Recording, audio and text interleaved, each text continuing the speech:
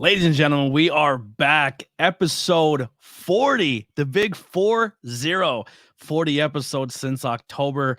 Unbelievable. I cannot believe it. Thank you guys all so much for the absolute continued support. You're absolutely making my year. It's been amazing. Let's get the housekeeping stuff out of the way so everyone can come. I can bring my guest in and have some fun here. For our brand new sponsor to the podcast. So we have a sponsor too. How sick is that? Elevation 1470. If you want to be a sponsor, hit me up. I'll love to have you on. We can throw your logo there.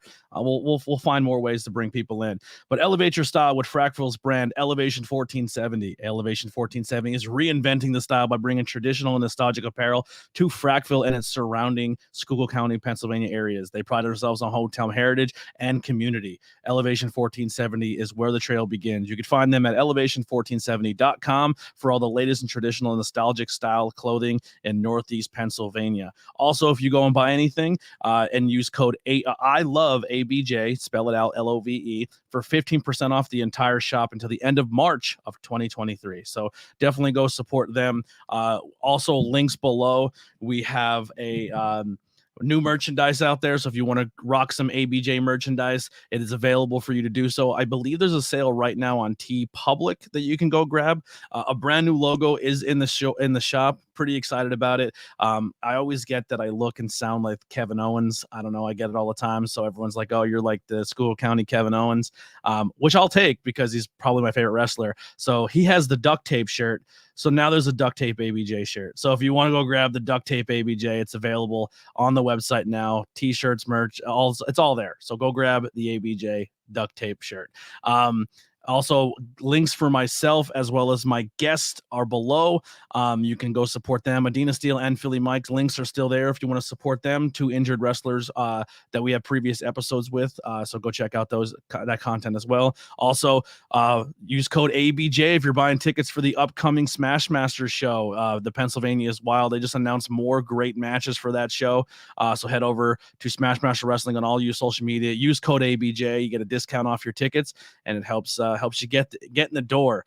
Also, some news next week, or no, today's Thursday. So next Tuesday, we will have Nathaniel Cunningham on the podcast. That'll be episode 41.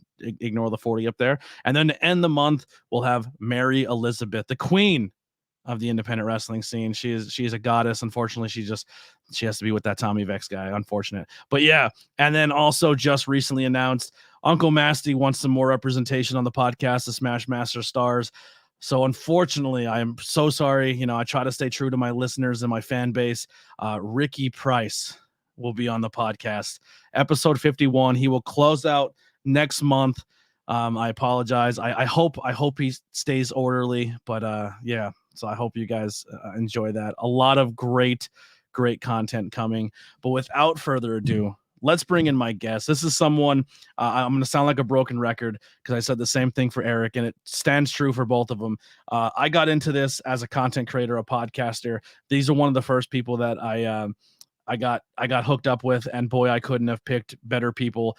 They put me under their wing. They steer me in the right direction. They keep me out of a lot of nonsense, even though I still find my way into it sometimes because I have a big mouth. I'm Italian Irish, but Diamond City War Machines have been like the big brothers of for me and all my podcast journeys and families and everybody I brought into the podcast, who then I brought into the wrestling scene.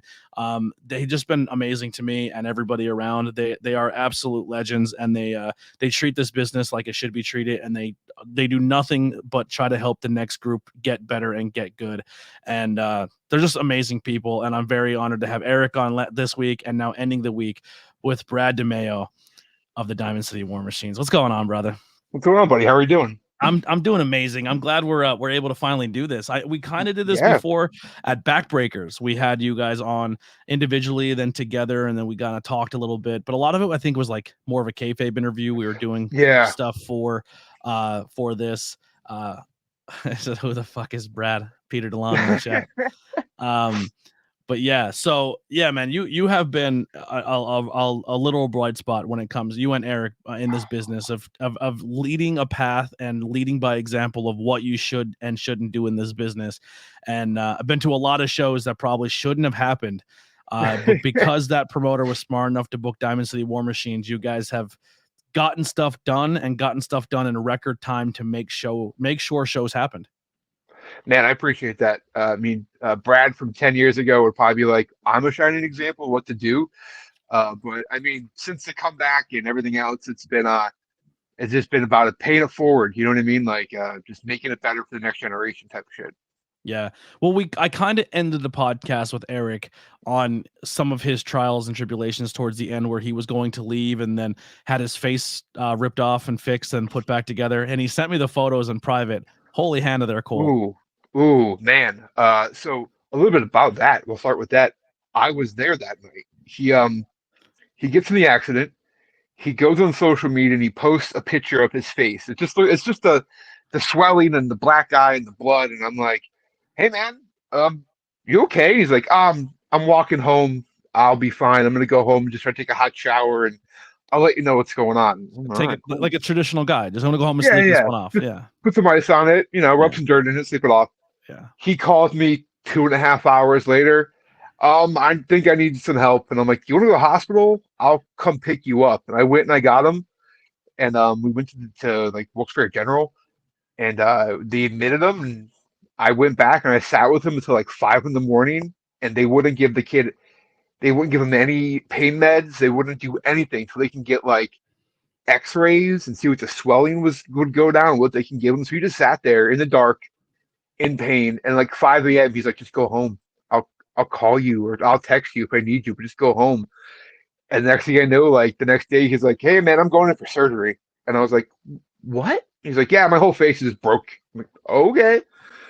And that was, yeah, it was a mess. It was a mess. I asked him if I always when he sent me the photos, I'm like, did the doctor take a front shot? And he goes, I wish. I was like, that should have been the photo they took with like it peeled down and like just no. that, yeah. The body, the They Live, Yeah. just that face would be great. Gosh. Speaking of They Live, what do you got? The new pro wrestling crate came in. Oh yeah, some good Piper stuff in there. Bro, I'm obsessed with this shirt. Sorry, quick side for people listening to audio. I apologize completely. You have no idea what you're doing. Ooh, look at that. He's being interviewed by Vince, and Vince is one of the They Live. One of the They Live. That's dope. That is dope. I love it. I can't wait. I'm gonna do a video of that later of an unboxing. But yeah, so you kind of were in a boat too, where you wrestled for a while, and we'll kind of backtrack of how you got into the business. But yeah, if someone showed me a photo of you before I met you, and I didn't know it was the same person. Yeah. What was your highest weight that you were at one point in time? So I didn't know they made scales that went up so high, like personal use scales. Like I've known of like butcher scales or warehouse scales, but to buy one that went up as high as I weighed, I couldn't get a hold of until I met a friend who I was working with who had bariatric surgery. I was like, no, just go on Amazon. They sell like 800-pound people scales. I'm like, all right, cool. And I bought one, and my highest that I know was 565.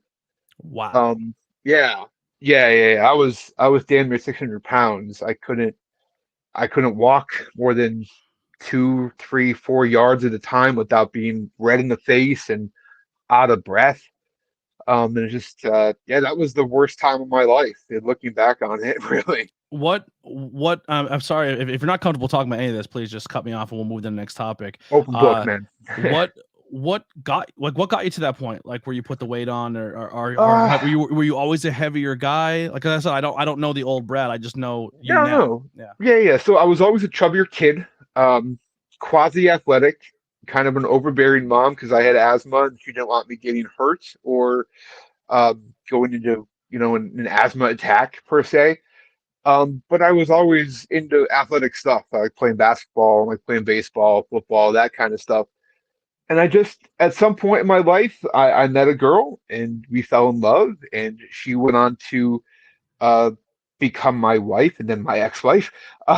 But through that period, she was going through culinary school, and I would just get brought home pastries. And I'm Italian, and good pastries are not hard to find when you're Italian, but when your wife brings them home to you from class, you tend to eat a lot.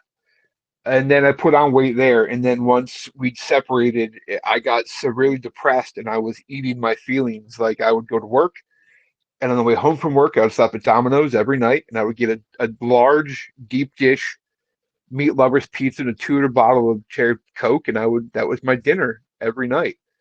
And that was 5 nights a week. And the cycle of depression hit, and then I ate my feelings. And then one day I was just like, oh look, I can't I can't move. I was still working for GSW backstage doing commentary and booking, and I was a mess. You if you came to a show, GSW, I would just set up at commentary, and then Gary from Powerbomb would just come set up the stuff around me, and Pete would join me, and then people who had questions about the show and about their matches would come see me because I couldn't move from there. You And were when like I a did, fixture. I had to be. I mean, I was that unhealthy. It was bad. It was very, very bad. And I'm just happy that I was able to find. There was a breaking point before he went on camera. You and me were talking about Kevin Smith, and I remember I woke up one morning in 2018 and I saw an article that said Kevin Smith has major heart attack on stage. Had to have immediate surgery to unblock arteries in his heart. And I'm reading the article and I'm tearing up because I'm a huge Kevin Smith fanboy. And it was like Kevin Smith at 342 pounds, and I was like, wait a minute, wait, hold on. I'm He two of weighs that. three. Yeah. I'm two of that, Mm-hmm. and his heart stopped on stage or backstage between shows. What's gonna happen? Am I gonna die in my sleep? Am I gonna die at a commentary table? Like I can't have my mother find me dead in my bed. Like I had moved home after my divorce. I can't live like this. Mm-hmm. And that was my wake up call.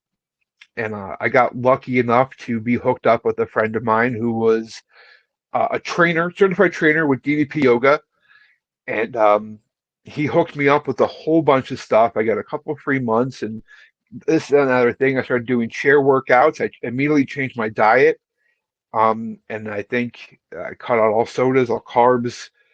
I was down like 1,500 calories a day, and I just kind of put my full force behind that, and it worked, and it kept working. And then someone where I was previously employed said, "Hey, we cover bariatric surgery in our health insurance." I was like, "What, really?" So I looked into that, and then I started on that path and meeting those doctors. And So what I exactly think is that? Is that where they shrink your stomach?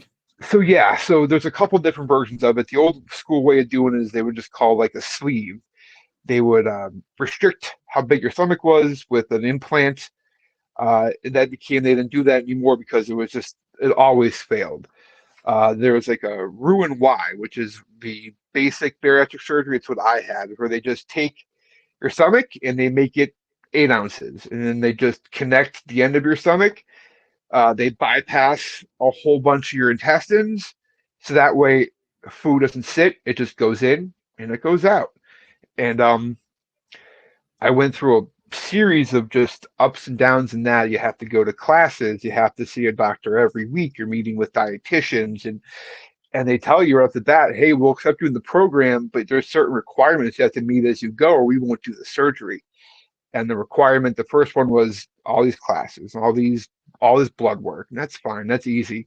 And I was like, you have to lose 10% of your body weight by the time this 6 month or whatever period it was up before we'll consider you for the program or consider you for surgery. I think my first day of weigh-ins, I was like 530 something. I had lost a little bit of weight doing the yoga and the exercise. And by my surgery date, which was less than a year later, I lost 150 pounds on my own.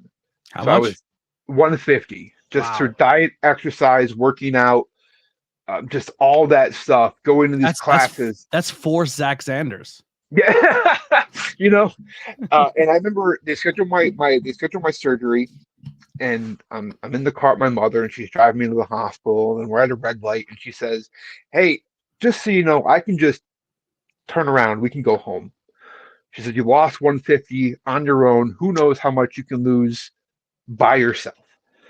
And I thought about it, and in reality, she's right. I could have just easily just kept it going, just kept that ball moving.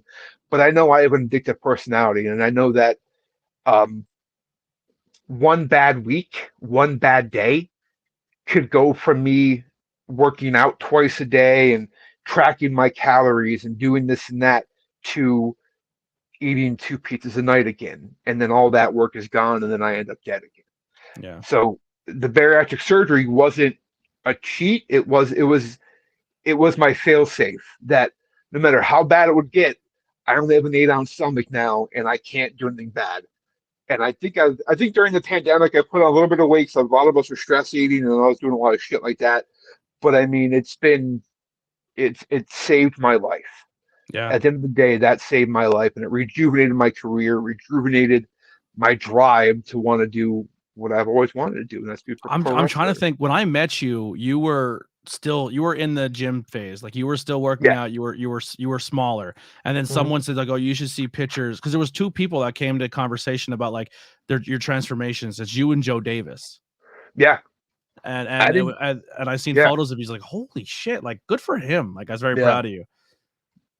Yeah. I mean, I'll give you pictures, man. I've got a great. I keep one in my like a great before and after in my favorites on my phone. It's just people are like, well, "What do you mean?" And I'm like, "Here's me 2016," and it's just like I'm on a chair at a GSW show, like using my stomach as a table. And then the other one is from GSW one more time in February 2020, right before the pandemic hit, and I am just like probably my lowest weight was then. I think I was like 232, 233 at that point. Mhm. I'm ballooned for myself, it's not balloon, but I'm at 260 right now, and that's a little bit higher than I want to be. But I mean, at the same point, I'm not 560 anymore. You know what I mean? You look like a good 260 though. Like you're in the gym, you're working out, you're doing everything Yeah, you got to do. You know what I mean? You're I you're feel like a moving good very 260. yeah, you're Yeah, it moving feels like very a good well in the 260. ring. You're doing like Thank you. what? So at what point in your weight loss journey and doing everything did you decide? Okay, I'm going to go from the chair to back in the ring again. Day one, that was I think I talked to Kit and a couple of the guys and was just like, toxic and those all the GSW folks and even Eric and Ref Matt. I was like, the end goal is to get back in the ring and to at least to go out on my own terms. Because when I left wrestling, when I got out of the ring my last time, it definitely wasn't What year was that? 2015, late 14, early 15. I had my last match was in GSW. It was like an 8-man tag, and it was embarrassing. It just was just it was bad. It was just BA bad. But I knew at that point, that night when I got out of that ring, that I needed to make a change, but I couldn't make the change yet. So I said, Mhm. hey, I'll go backstage. I'll get behind the microphone. I'm a pretty good promo.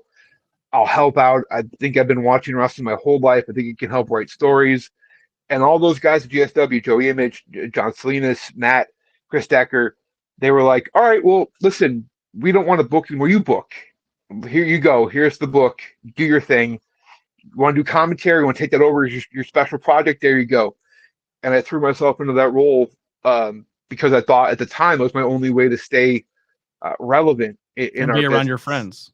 Yeah, yeah, yeah. I could still be with them, and even though I couldn't be in the ring, I could still contribute intellectually and vocally to at least help the product a little bit. Yeah. Now, before you exited wrestling, were you still Diamond City War Machines?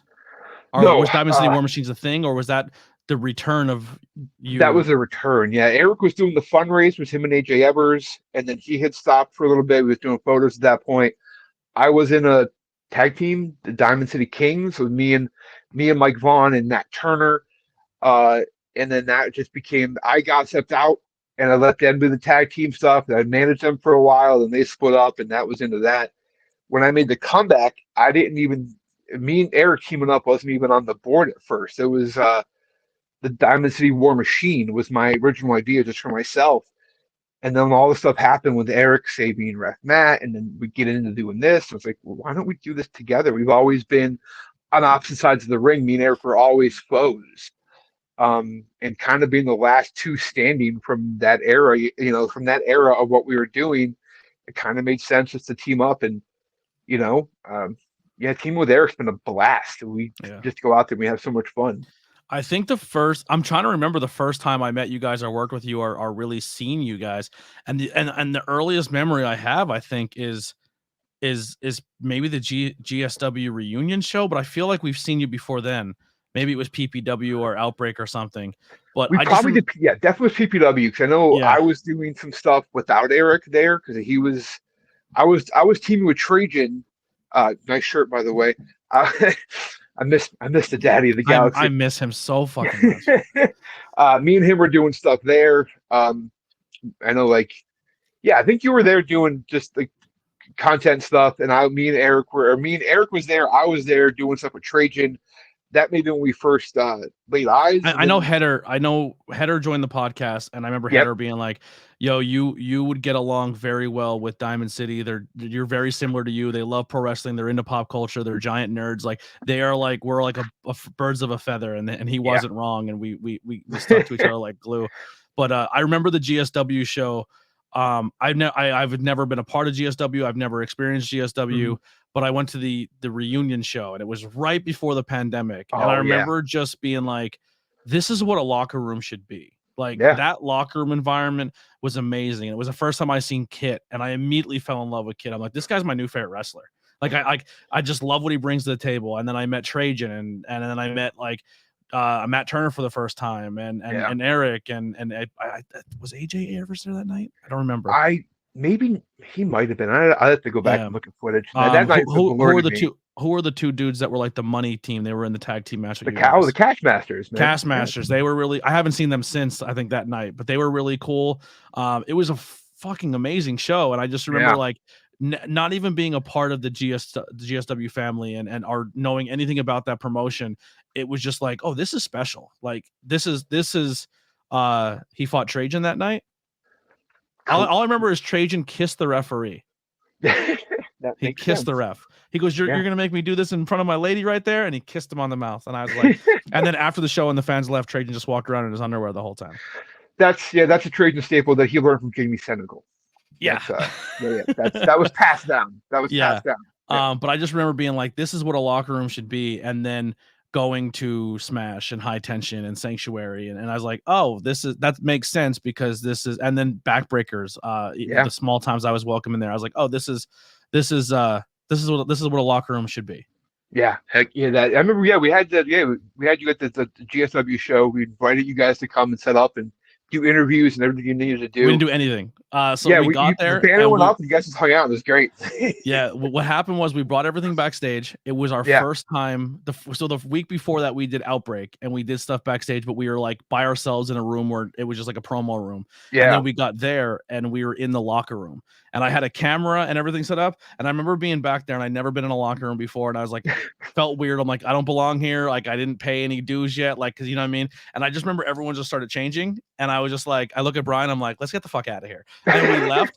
And then we went back in to go do an interview and everybody was talking and feeling the vibe and really catching up with each other. And it was just like we read the room and realized that if we would have pulled people away to do interviews and stuff, it would have taken away from everyone's reunion.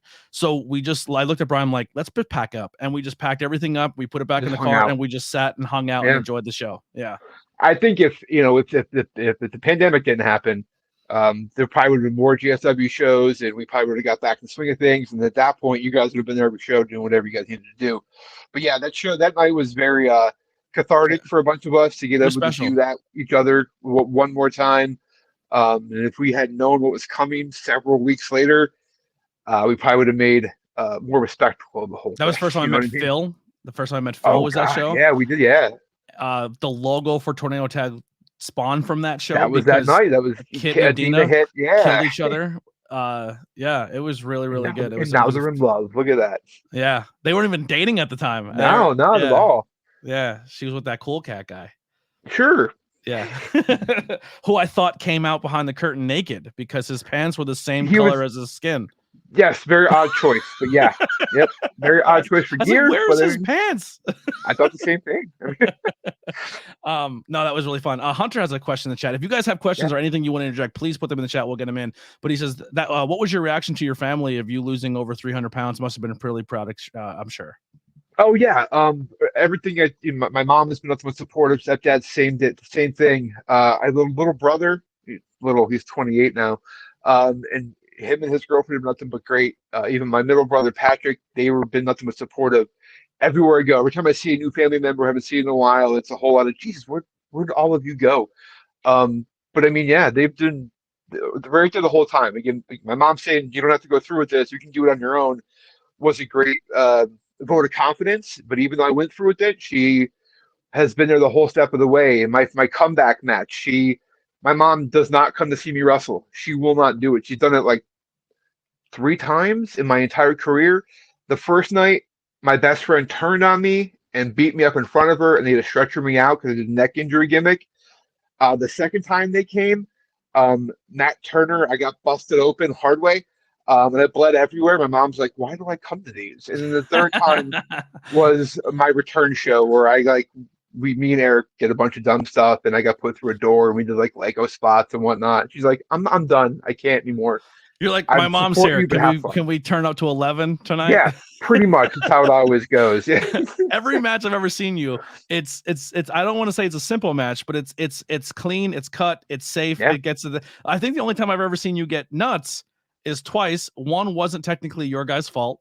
Somebody decided to hit Eric with a chair, and the second time it was planned, and you guys had a match, and you allowed yourself to get stabbed with a fork. Yeah, I called for that too, by the way. Just a heads up. My fork, my tape job on the fork. I called the fork spot. No, man, I used to do that stuff all the time when I was a young dumb child, and I listened to the Eric podcast. I listen at work, so that's my preferred method. And yeah, we do keep things a little bit basic. We can work super simple, or we can do all the high spotty stuff. I'm a great base. I was trained in lucha. I could be a base for anything, and I love doing that stuff. And if anyone wants to do that stuff, I'm there for it. But yeah, that horrorcore, the 4-way tag. Remember when Ross pitched that to me, and I was like, "Oh, this sounds like a cluster. I can't wait. It's gonna be great." And it was great a blast, man. Yeah, I remember you walking out with a stop sign with the ABJ sticker on it. Yep. Yeah. A backpack that had dog collars and chains in it. And that match was a lot of fun. Yeah. For the longest time, our wrestling group chat, it was your bloody face smiling ringside. That was our icon for the chat. Oh man! But let's rewind a little bit here. Let's get back. When did you fall in love with professional wrestling, and what was your earliest memory of getting involved or becoming a fan? My grandfather, my mom's dad, was always a fan. And I would sit down with him on Saturday mornings. We would watch like Wrestling Challenge. And then as we got a little bit older, we found out that, Sunday nights or Saturday nights, 6:05 on TBS, where the good stuff was. That's where the NWA was and WCW. And we would just watch, and I would just be in awe. And my mom hated it. I mean, she liked Rick Rude, but I think for other reasons. But then I came up as a child in the 80s, so the CYC in Scranton was where all the big shows were. So as a kid, I had seen Andre there. And as I grew up, I had seen more shows there. And I got to see these big people. And then I paid for my own tickets, front row, for the last ever WWE house show or WWF house show at the CYC, where DX told the Bishop to suck it. And then that was into that. So like I had come up as a fan my entire life. The wrestling toys, wrestling on TV, rock and wrestling, the TV, all the cartoon, everything. And it was never downplayed in my house. My grandfather loved it. My grandmother loved it. So we would all just watch it together. So yeah, that's where the love stemmed out of. Who's some of your favorites? Growing up, man, I was always a Hulkamaniac. As a little kid, I never got into Hulk Hogan. I just bought a hook, line, and sinker. And as I grew up a little bit, 8, 9, 10 years old, I got into the Macho Man. And then I was like, ooh. I was a Savage guy. Yeah. I mean, then as I'm watching more WCW, I became a Horseman kid. And then into my teenage years, I got lucky enough to get turned on to ECW early. Yeah. I I had didn't watch anything but WWF. I felt like if I watched anything else, I was a traitor. I was one of those fans. And I remember watching it and everyone's like, Hulk Hogan, and my parents are buying me all Hulk Hogan stuff. I'm like, can you stop? They're like, why? I'm like, yeah, even I as a like that kid, crazy guy. yeah, even as a kid, I was like, I hate the fact that I know he's gonna win every match. I hate the Yeah, fact that like his matches are boring and predictable. To me, like even watching like Saturday morning cartoons is like it always ends in a happy ending. And I was like, I yeah, get bored with that. Like I want some craziness. That's like even like as a kid, I got into horror movies and stuff because I was like, yeah. you know what I mean? But I always liked the bad guys. I liked Piper. I liked Ray. I liked Perfect. I liked Yeah. you know, Jake the Snake, who I just met last weekend, which Such a was, great dude. dude, I don't really mark out super heavily when I'm in a room full of people. And I remember I just kept looking over at Jake. I'm like, that's He's fucking Jake. Like, being with him in a room is at first it's intimidating. he scared the shit out of me when I was a kid. I was generally afraid of him. I met him. We did a clinic with him years ago. This is before he was sober, so it was like Jake's gonna show up and let's see what happens. And we got there, and he showed up a little bit late. He got late from the airport, and then the first 2.5 hours of the clinic was all lecture. And when you're getting lectured by Jake Roberts, who is maybe the most innovative mind in our sport and can cut a promo like nobody else, I just sat there and wrote for 2.5 hours. And he's like, all right, I think we're warmed up. Let's get some ring action in. And so everyone gets lined up, and the first two guys get in there, and he tells them what to do, and they just shit the bed. And Jake's like, what the fuck is this? And I was like, uh-oh. And literally the rest of the clinic, no one was allowed in the ring. He just made us line up in two opposite lines, and we just did lockups for two more hours. You would just lock up, and he would go down the line, and he would be like, "That's wrong," and he just chop you. And he'd tell you, and then you moved, and you were next person. It was 2 hours of that. By the end of the day, my entire collar and elbow tie up, I was red raw behind the neck, red raw in my inner arm, and it was just like we drove home from Philadelphia that day with like ice packs on us, but like this is the greatest day of my life. Yeah. But I mean, yeah. I walked up to his table and I'm looking at his 8x10s and he's obviously the old 8x10s, and then there's the one with the snake on Macho Man's arm. And I said, well, I'm gonna get my childhood trauma autographed today. And I handed it to him. I said, you fucked me up as a kid with this, Jake. And he goes, you and a lot of other people, right? Yeah. and then I was like, yo, I said, dude, I remember I learned about snakes because of you, because you made me afraid of snakes. Like you scared me as a kid. I was like, your character was unbelievable. Like you are like a bright spot of my wrestling childhood. And like I was thinking about it, like as I was like about to get up to him, I was like, I'll never meet Piper. I'll never meet Perfect. I'll never meet Razor. I'll probably never meet Sean, realistically. Like that was probably my last and only opportunity to ever meet that guy. And I just remember being like, thank you for everything. And I was like, I thought you killed Macho Man that day. And he goes, I tried, kid. I tried. Like I was like, and just hearing his voice, I was like, I went up to Skyros. I went up to Skyros and Riley and Mike, and I was just like, yo, I literally am 6 years old right now. Like I was so happy.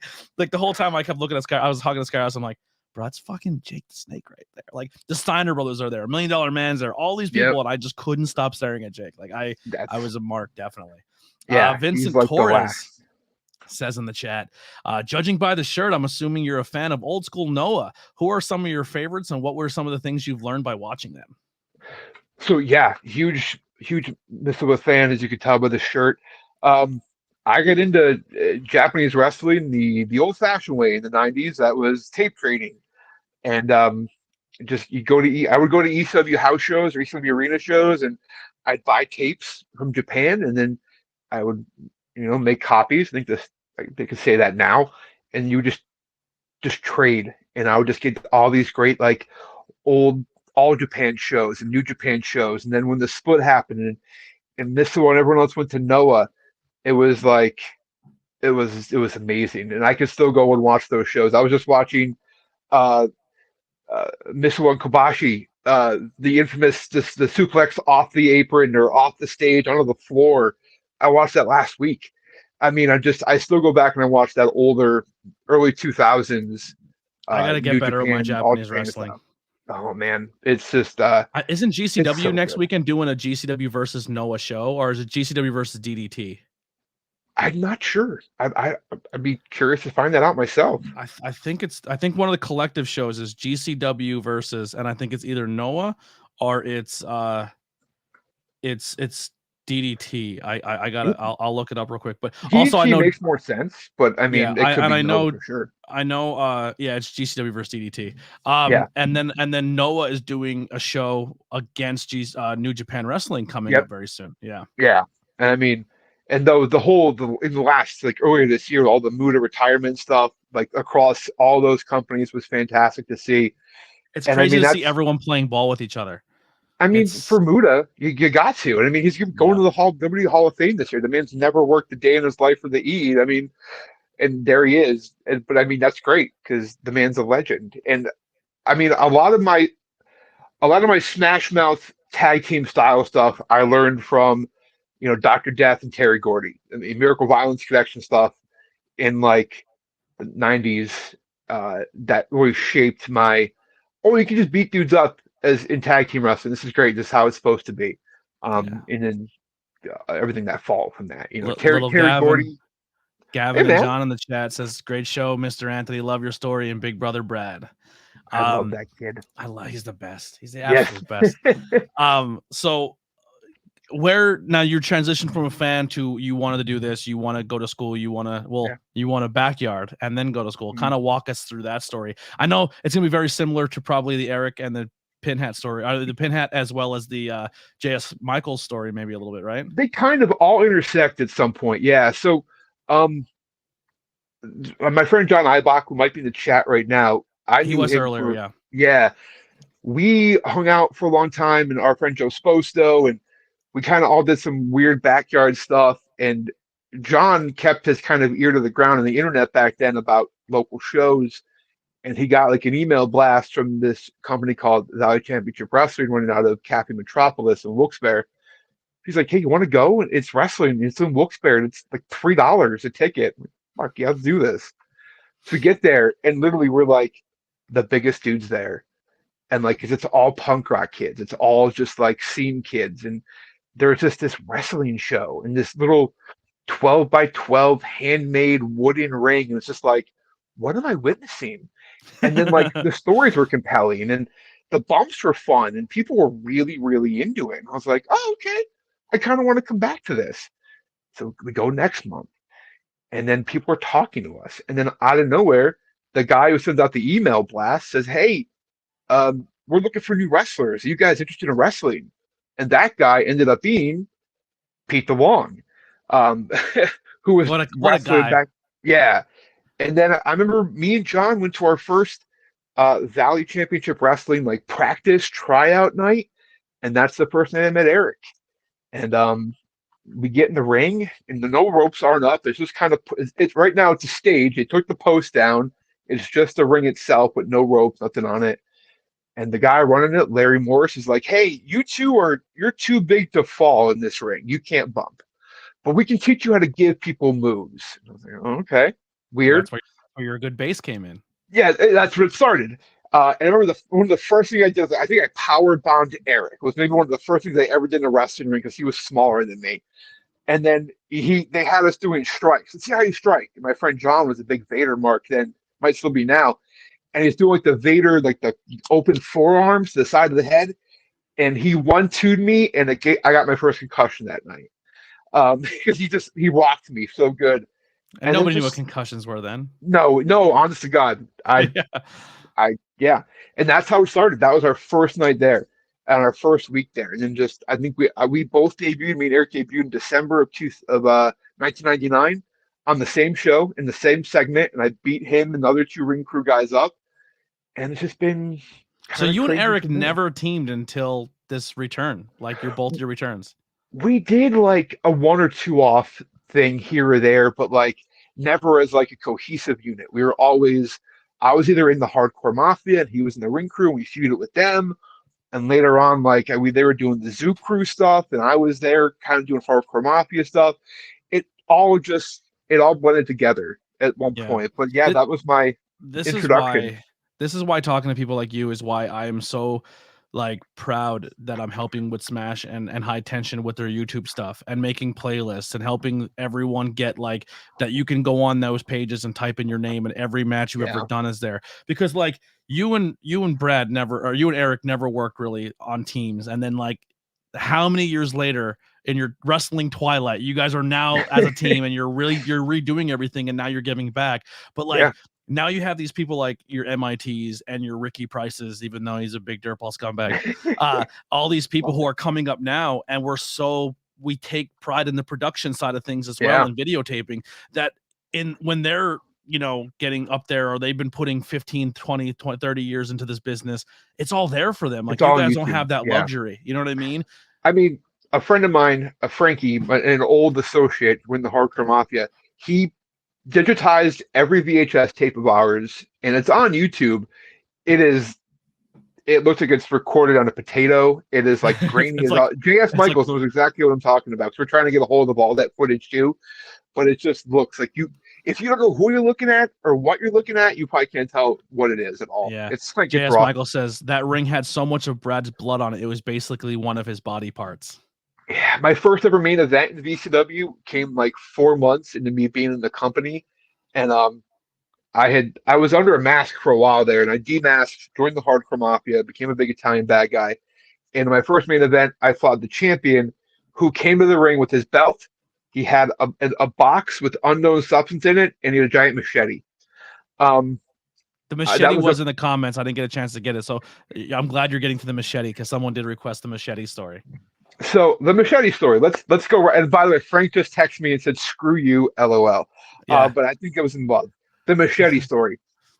March of 2000. The night before the show, we'd always like do setup the night before, because it's a small punk rock club. You had to clean up, set up, come back the next day. And I'm there, and the guy in the fighting the next day comes in, and he's like, "Hey man, I just got this at a flea market today." And he pulls this giant machete, and I'm like, cool machete. He's like, "I'm going to use it tomorrow in the match." And I'm like, get fucked. No. Yeah, not a chance. He's like, he unsheathes it and starts hitting himself in the arm with it. And it's dull. It's like nothing. I'm like, oh. He's like, yeah, we'll do a spot with blah, blah, blah. I'm like, all right, yeah, if it works in the match, we'll figure it out tomorrow. And at the time, I was still young in the business, where you had to map out move A, move B, the whole way through the match. We had it all scripted. You were like Steamboat Savage. Yeah, it was all written down. Not written down, but we knew what we had to do. So the turn comes. The place is crowded. It's like shoulder to shoulder jammed in there. Your homeboy comes out with the knife, and they take it off him. They get it away from him. That was the first night I did barbed wire. That was the first time I could put through a table. I bled like crazy that night. So he got the barbed wire at one point, and he drags it across my arm. I'll show you next time in person. I have a huge scar on my arm. So I'm going to pull back the curtain. I don't care. He gets through the barbed wire. I get my gig. Boop, cut my arm. Do the Foley IWA deathmatch stuff. We try to go at it. I'm bleeding a little bit. I'm like, all right, cool. People are like, oh my God, he's bleeding. Sewing up. And unbeknownst to me, homeboy pulls out from his tights, or from his boots, a fork. And I'm like, I don't see it. He didn't tell me he had a fork. We're doing up those spots. Yeah. He takes my arm, and he just goes to the fork. And there's a trick to the fork, of course there is, but we're children. Again, I'm 19. He may have been 17. And he just drives the fork into my arm. And this little itty bitty cut that was there from the razor blade is now a gigantic arm vagina. That is just blood is pouring down my arm. And I'm like, oh, this is fun.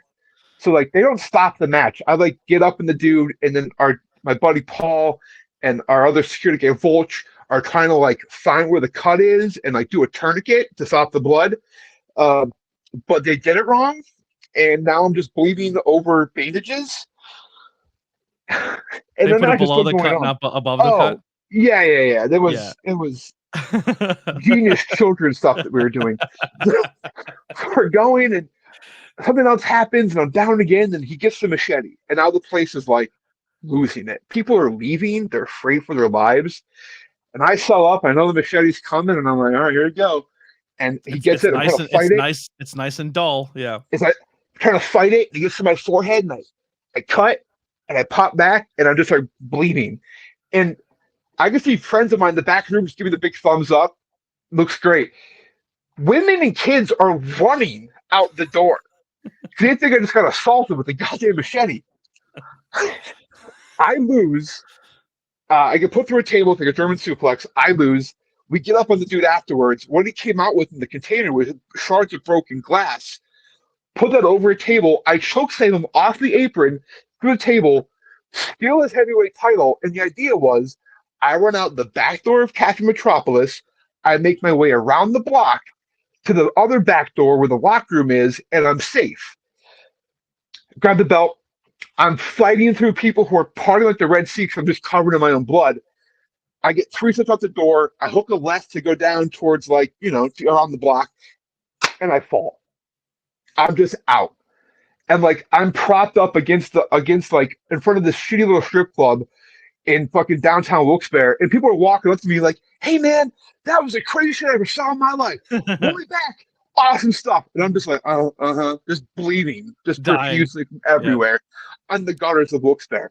So yeah, they bring me back inside, and then I was 19, no health insurance, and they just put super glue on my arm and just put tape around it, and I didn't die, so that's a plus. Pete says, I remember watching Brad and John teeing off each other that day. My jaw was on the floor. Should I have a photo of you getting done up with a machete somewhere? Yeah. I thought you meant the Eddie machete story. LOL. If we didn't have super glue and duct tape, Brad would not have survived that night. He would have perished in the streets of Wilkes-Barre. Oh yeah. And don't call that strip club shitty. What strip club is it?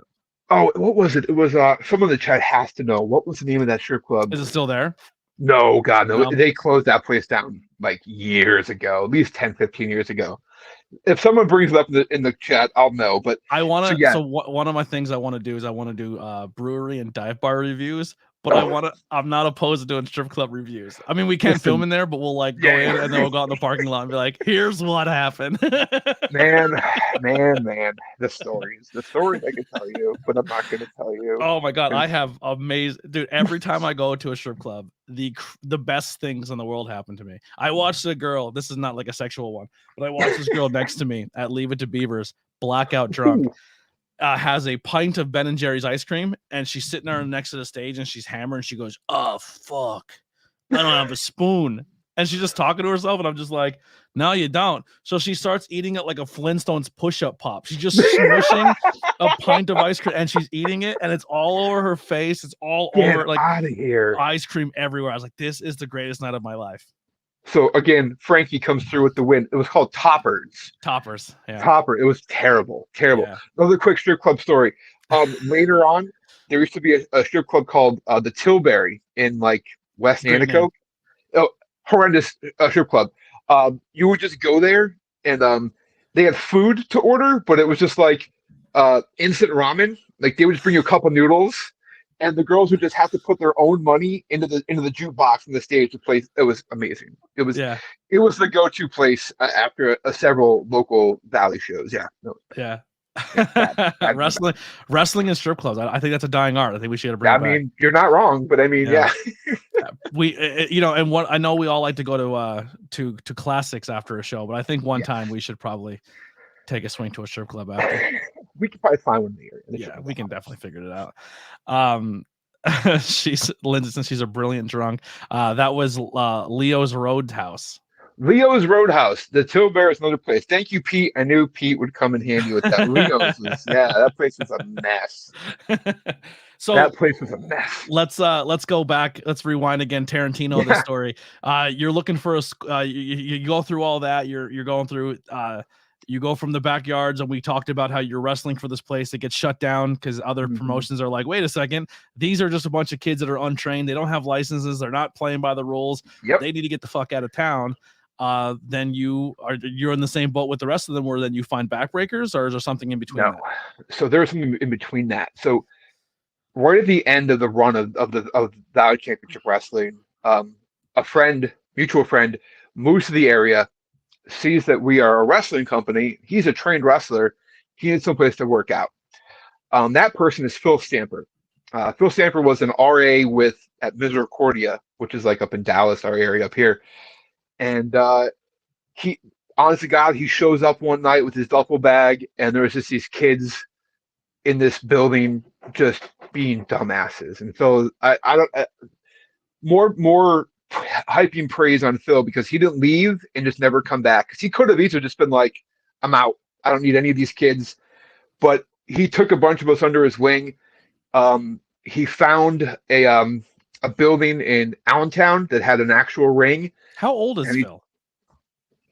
He's a time lord, so I don't think he actually has an age. Dude, he looks super young. Like when people tell me stories, I'm like, they make it feel like he's like much older than everybody. I'm like, he looks amazing. He's a time lord, yeah, for sure. I think he's a vampire. He's a wrestling vampire, is what he is. It's a good possibility. So he finds this building, and 3 days a week he was training us, and then not unbeknownst to us, he was also on the other days of the week training another group of kids. And at some point, Phil trains us, and we're doing good things, and he's like, "Hey, by the way, I have this other guy who wants to come in and help train. His name's Mike Quackenbush." And being someone at the time who was in tune with independent wrestling, I knew Quack was like the go-to dude. One of life's greatest mysteries is Phil's age. Yeah, I told Phil how much I told Phil how much he's been brought up on this podcast, and he goes, "Really?" I go, "Bro, yes." So he's on the list, possibly June. Dude, he is a wealth of knowledge, man. I love it. Yeah. And so yeah, Quack and Phil trained us, and then our first independent wrestling show was technically a VCW show, but only had 2 matches that featured VCW originals, so to say. It was me and my tag partner Joe in a tag match against J.S. Michaels and Phil Stamper as a tag team against Chili Palmer and Sensation Juan Cruz. And then the other match was Frankie Angelini and Halo was the owner of the company. They were the main event, but we were the only 2 matches of the original kids. In our 3-way tag, Quackenbush was actually a referee. And so again, Mike taught me a lot of what I knew about Lucha Libre, a lot of what I knew about putting a tag match together. And moving forward from that, I was able to go back and watch a lot of old tag team wrestling and see the things he taught us in action there. And yes, from there it was just like, oh, here we go. And then at some point, a year or so after that, it's kind of when Backbreakers came to the area, and me and Joey went there first just to get ring time. And while we were there, I was like, oh wait, they can train people? And that's when I called Turner and I called Eric and Kev, and I was like, everyone get your ass to Backbreakers. Let's get you guys in here, because they weren't part of the initial wave that Phil trained. They probably would have been on like a secondary wave, but things didn't really work out like that. So we got them into Backbreakers. They came, they did all their things. Me and Joey got the boot for, I don't know why. I'm not even gonna get into that. But then everything kind of came from there, really. Yeah. Yeah, but it's crazy, man. Like, essentially, Quack cut his teeth on you guys before then creating what we now know as Chikara. So here's the thing. Here's the thing. Quack trains us, gives us a stamp of approval. Me and Joey just start doing any shows we can. And again, there was not a thriving indie scene in northeastern Pennsylvania. And Lindsay goes Italian ASL. Me. Dude, I have to put something in my hand and play with it under here. I try to put my hand under a blanket. I'm just not working. I literally, if you see I always have something in my hands and I'm playing with it underneath, so I don't, because I used to do that all the time Yeah. I told myself before it started, just keep your hands under the blanket here and just don't pick them up. But I'm just screw it, we're here. Yeah, I love it. Me and Joey, every weekend, we're going to Massachusetts because that's the only place we can find work. Phil was like, hey, I know all these companies up there. They're going to book you. Just go. And maybe about 6 months into that, we get an email from Quackenbush that says, hey, I'm starting school in Allentown. I've already partially trained you guys. I'll cut you in for this much. It's this much off the regular price. And me and Joe were like, no, you trained us already, man. We're good. Turned down. Yeah, just blindly turned down first class Chikara. So that's that. Yeah, and I mean, who came out of there? Only like Punk, Yeah, and Brian, and Eddie Kingston, Eddie Kingston. Orange Yeah, Cassidy. I mean Yeah, we don't need Eddie Kingston. We have Kit Raff. I mean, I told getting him that those the two other day. together. I think I getting those two literally said, together would be a. I literally been watching Kit Raff for 3 years, and then at the Smash show against MIT, I was like, Kit Raff is the 570 version of Eddie Kingston, and I told him that, and he goes, "Everyone says that." Yeah, those two need to meet. It's not a bad thing. Eddie Kingston's amazing. No. Yeah, Eddie's the man for sure. Yeah. Yeah. So backbreakers. I mean, you go through that list of people from the 570 who's came out of there, and holy Hannah. And you guys were training with the Glory at that point in time, right? He wasn't even the owner. Yeah, Johnny Glitter Sr. was the owner proprietor of Backbreakers at the time, and like Eric said in his interview, he was there for Glory's first month. I was there for Glory's tryout. Yeah, we were there to watch Glory take the baby steps. At some point, Backbreakers like left the area. They went up to like New England, and Glory just followed. And at some point, while they were up there doing that, that's when Justin bought out. Like Johnny was trying to get out of the business. Glory took the whole thing over, purchased it, brought it back to the area, and that's when they were in like Washington Avenue in downtown Scranton there. And that's where like all the pay-per-view classes would happen, all like the seminars. That's where the germ of doing the Global Force Wrestling show with Jared, all this stuff was born out of there. Yeah.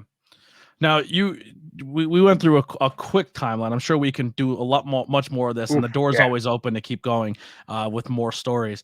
But going through what you went through with the promotion of essentially being a bunch of backyarders who got a venue, who turned it from an outside venue to an inside venue, and doing a lot of great things there are backbreakers, and then going on to helping all these other Northeast promotions. What are some of your favorite locker rooms, and what makes these locker rooms of today different from the past? So Eric touched on it a little bit. I don't have a favorite locker room, because honestly, like once you're in a locker room with a lot of the same guys from this area, you kind of realize that the heart isn't just in one place. It's everywhere. They all kind of bring that same drive. And when they don't, you can tell. And when people who are there who don't care, you can tell. Our GSW locker room, I felt, was always focused on moving the company forward. It was never focused solely on one person. I see a lot of that in Smash. When we worked for True a lot, I saw a lot of that True. Backbreakers, Glory always held everyone kind of tightly like family. I mean, it sounds silly. We say it all the time. But he wouldn't book that much outside talent. He generally just booked his students or his friends, like me and Eric and those type of people. So you kind of got that tight knit kind of group there. But I mean, like,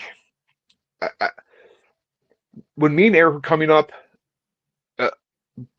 even before Eric was on the scene as an independent wrestler, me and Joey were coming up through that, just going 4 hours one way to maybe get 2 bookings in a weekend, sleeping in our car, all the cliched shit. You'd show up in a locker room and you would be an outsider. It was very cliquey. It was very, hey brother, our main event guy tonight does the flying shoulder tackle. No one else can do a shoulder tackle tonight. Like what? Like, okay, sure. I'm happy Jim Neidhart's here, but I can't do an international. I can't do, what? Like that doesn't make any sense. And that's why we would go out of the area so often. We come home and just be like, all right, good, the family's here. We're with people that we trust explicitly. And I just mean, like, I won't give up our local locker rooms for anything. Yeah. I mean, who do you think essentially set that tone of how we conduct our locker rooms, are kind of giving it that vibe and that feel? Like, if you can say, like, who do you think was the person who created that environment, who created that vibe that we still kind of follow to this day? Is there a name or a person you would put on it? I can't think of a specific person, honestly. Like it just at some point, like, again, I'm not trying to bash anyone who came before me in this sport, but a lot of the old heads didn't look out for us. A lot of the old heads were worried about losing their spot to the young guys. So like they wouldn't offer up advice. They wouldn't offer up a seat at the table. Or, hey, come in, I'll sit down. Let's talk about what happened in your match. Hey, you want criticism? Here's a shit sandwich? Like, they would never do it. It was always like, fuck those kids. They're here to take my spot. I'm not going to give it up. And hostility would always be there. At some point in our area, all that shit left. Like, we kind of all came into our own, and we realized that this scene isn't going to continue to thrive and grow if our generation now doesn't try to pass on as much knowledge as we can to that next generation. Tony, I've had 13 concussions over a course of 20 plus year career, and I took 6 years off. Like, like I want to be able to give whatever knowledge is in my concussion addled brain, my CTE addled brain, to as many kids as I possibly can, whoever wants to listen. Yeah. I think I'm a pretty good tag team wrestler. I think I'm a pretty good promo. I'm an okay booker. Like, I have knowledge, and these kids, I keep saying these kids, and it's not a derogatory thing. It's the newer generation. They want to hear it. Like they're into it. Like, even the generation, like Kit Rash generation, they're brash and they're step forward, but they want to hear what I have to say or what Eric has to say, or like that kind of thing. They're open to criticism, but they also know they're getting knowledge. They're not just getting shit on constantly. And guys like Ricky and MJ and MIT, and I can probably go on the list forever. Philly Mike, they're sponges. Mike Skyros, who I've seen come up from being a green boy carry my bags kid to last Smash show, or even at the Adina and Mike Benefit show, sitting down with his opponent and being like, "Hey man, here's what we did good. Here's what needs to work. Let's try doing this. You did great. Thanks for following me. I want to do it again." So, like, we talked about in the podcast. I don't know if you listened to that episode, but Skyros, I always said, was very, very talented. A great look. Everything about Skyros is amazing. That match with him and Donnie, like, put him on another a certain way. It could have went a certain way, yeah. On the way there, that was the match we circled for two reasons. Can Skyros help the younger guy? And is the younger guy gonna sink or swim? Yep. And Skyros elevated Donnie, and Donnie held his own. And it will probably go down as one of my favorite matches. And then later on that night, it was kind of the same deal with you guys and TOP. Yeah, Donnie. Honestly, I'm gonna be honest. I think everyone in that school, that high ground school, I love their students. By the regardless of all the other craziness, I think so highly of that class of kids that are coming out of there. I think they are the future. I think there's a lot of really, really, really top people there. I wish them nothing but the best. I love every single one of them more than they fucking know. And every single one of them walked into a locker room where they were booked against a veteran talent, and they all stepped up and shined. That card was a great showcase for all of them. Yeah, for sure. That was, I'm not sure who booked it or how well it was booked, which side booked what, but every outcome, every matchup was set to look like, here's one of our kids and here's one of the up here people. So seeing that Donnie was going against Skyros, and I first saw it in the card, I was like, okay. How's this one going to work out? Because I've known Donnie since the day you showed up at Backbreakers. Like, he's been there for a long time. He was a start and stop. And we would always get into his ear and be like, "Hey man, you're talented. You've got the mind for this. You have a drive for this. You just need to put your nose to the grindstone and do it." And he's finally starting to get there. Well, I think that crew of kids, like the Sanctuary kids and those kids, are becoming not just, and honestly, I think it's because of you guys, Kit, like how you guys stick together and you have a brotherhood, you have a family, and I think they're seeing that and going, it's working for them. We should do that for each other, and they're each other's support systems. Yeah, in 20 years, they're going to be talking about the same exact stories, but rinse and repeat what they're doing now. They travel together. Like, hey, we have a show in Jersey. Us three aren't booked, but you two are. We're going to support and let's get in the car and go. Like, I fucking love that about all of them. Yeah. My knees can't handle those long car trips anymore, so let those kids do it. Yeah. But me and Eric have been looking to work with the top kids for, man, since the day. Again, I keep like a broken record. I was there the day those two kids got their first day speech from Glory. I was there when they did their first bumps. And MJ Stacks, I just said from day one, I said, "Kid, if you get it reined in, you're going to be one of the best big men in the area. You might be the best big man in the Northeast. Yeah. And Ricky always had that natural charisma, and they just play off each other so well. I mean, I get the idea, and I get like that Ricky is doing his own thing, and he's going up above and beyond what he can do. But when him and Matt are teaming up, or him and MJ are teaming up, it is just it's next level, and they just work so well together. It's why I didn't care that we were losing to them. I would have offered to put them over if we were going over anyway. And I mean, was it a passing the torch? It was a hey, at some point our torch is going to go out, and these are the kids that take it. It wasn't it wasn't an honest to God here to take it now. But I look at it and it kind of maybe kind of symbolic. I won't get into why, but like in that building, in that environment, in that promotion, in what it was a passing of the torch. I mean, unfortunately, but fortunately. Yeah. I mean, Glory. Selfishly, I was the one who lobbied for tag team titles and backbreakers. I was the one who said, "Hey, I think this would be a good idea. I think we have a pretty good tag scene. I think I can help you guys out." And then it was Eric who helped raise money for the belts by doing promo shots. And then Glory came to me and said, "All right, I bought the belts. You convinced me. Book the tag team tournament." He gave that to me to do. If you go back and look at the tag team tournament from October of, was it 19? I think it was, yeah. Like, whenever that was, like, and it was just like, oh, you're going to let me do this.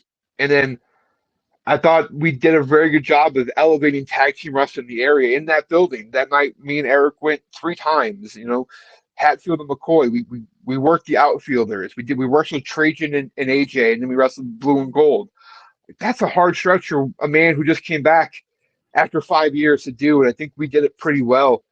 And in that building, like where a year prior to that, me and Eric jobbed out to the Twins to lose the belts because Gary Capetta thought it'd be a cool idea. And again, we didn't mind losing the belts because we haven't defended them that much during the pandemic and whatnot.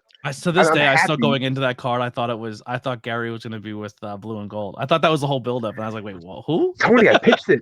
I said, it doesn't make sense. We broke them up. Gary brings them back together, and then they beat us. It's the perfect end of the story. No, that's not what Gary wants to do. And I was like, all right, well, fuck me then, I guess, right? Those twins, though, are very, very, very talented. They are very, very talented. And they then were at the show at the fucking parking lot. It worked out that one partner wasn't there, but there was another part. Like but you and Eric couldn't be there. But if one of you were there, it could have been booked at like, hey, Turner isn't 100%. Header had to go in, and then it's this tag team with a form of this tag team together, and they both win the titles, but they represent 2 different tags. Like, there could have been so much that could have went with that, and it just sucks that it all kind of like went down. Yeah, I remember where me and Eric even were. We were somewhere else that night, and I remember hearing I'm like, they're probably putting the belts on Blue and Gold tonight. It's about time. Because I mean, they were always like the natural second in line for those belts. Yeah. Well, the good news is I kind of have some breaking news from the Eric one. He sent me the footage. I have the footage of the Diamond City TOP match because the camera went down that night. I am going to go through my bag and I'm going to pull out the commentary. I am going to add the commentary of me and BP to that match, and it will go up on the Anthony Blackwell Jr. channel on YouTube for everyone to enjoy. There we go. That's what I like to hear. That match, I'm dying to watch it back. It's a ton of fun. I'm honored that match is going to be on my channel. I really, man. And if anybody wants it for their own channels or their own stuff, after I put the commentary on, I'm more than welcome to share that with everybody. Thank you, buddy. Yeah. But yeah, those top kids are top notch, and booked them as a tag team, booked them as singles, just booked them. They're good kids. Yeah. I thought too, like I really like MJ Stacks, but I like MJ Stacks is kind of in like the Angelo Dawkins Montez Ford situation where everyone wants Montez, but Dawkins has been showing everybody in the world that he deserves to be talked about as well. Yeah, and after that match, you guys made MJ Stacks look like a monster. Like we had to. Yeah, he's bigger than elevated him so high. Yeah. Yeah, like in the whole flapjack spot, and I was able to get him up twice, and in the back he's like, I can take it, and I was like, do you want to take it? Yeah, hit me with it. I'm like, all right, cool. So like it builds him up as a monster, and at the end of it, we still get him with it. So like, yeah, and that kid, he deserves to be the same level as Ricky because as a tag team, they 100%. can do anything they want. That's their world that they want it. Yeah. All right. Well, if anyone has any last questions or anything else going along with what's going on here, please put any final questions, remarks, comments in the chat. We'll read them off to you. Brad, is there anything that we didn't go over that you want to put over, talk about, get out there for the world to hear? Not that I can think of, man. This has been an easy flow, man. I just looked at my watch and like we've been going for a while. Yeah. Hunter, he goes, as always, I like to ask my trademark question near the end of the show. If you can write a letter to your younger self, what would it say? Ooh, man.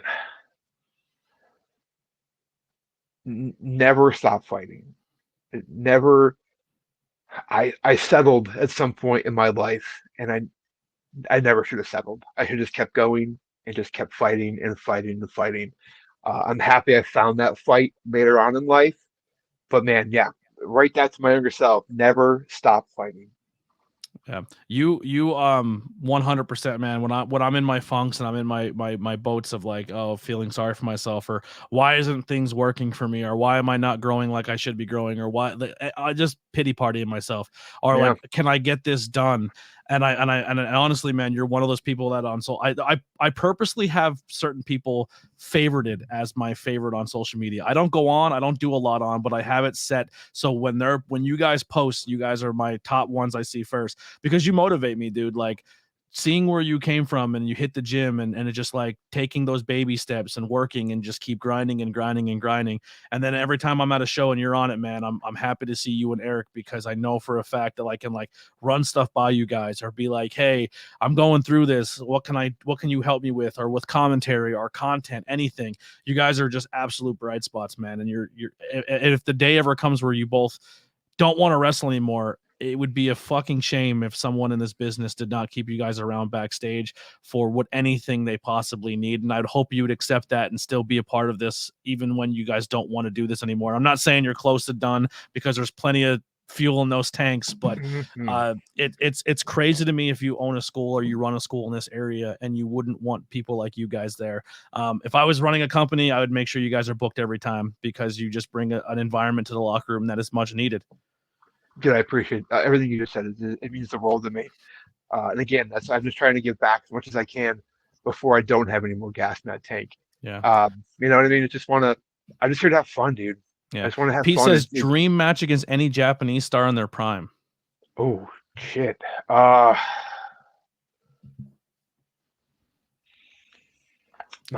Chono. I'm gonna go Chono. Chono. I mean, I'm wearing the Miswa shirt and it says it right there, but I would just love to go just the Mafi kick with Masahiro Chono. It would just be perfect. My Japanese guy right now, because I'm still learning that whole thing is the Murder Grandpa. I love. Oh man, Minoru Suzuki. Hell yeah, he's man. pretty dope. And then who's the guy who's in the Bullet Club? The real young dude who looks like he's built like a superhero. Super young. He wears like a crazy mask and then he takes off and wrestles with it. Oh, I'm trying to think. I'm not down on. I'm terrible with Japanese names, but he looks so good. So sorry. Yeah. If you real quick, you want a good Murder Grandpa match? I'm not sure if you watched it yet. The Minoru him versus Suzuki. Effie. Well, I mean, yeah, but him versus Okada from Suzuki's 30th anniversary show. It's outdoors and it's pouring rain. So Okada comes out Rainmaker. It's pouring rain. The whole match. Suzuki's in all white gear. He gets sung to the ring. It is just incredible. It's I'll find it for you and I'll link it to you. It is such a good Please match. do. It's Ishimori. Thank you. And he's not young. Sorry, I didn't know. I thought he was young because he looks super young. But Todd Ishimori, not a young boy. No. He's awesome. He's super dope. I love everything about that guy. He's probably a reason if I were to start watching Japanese wrestling, he'd be it. But I'm learning. I'm getting there. I promise I'll get better at it.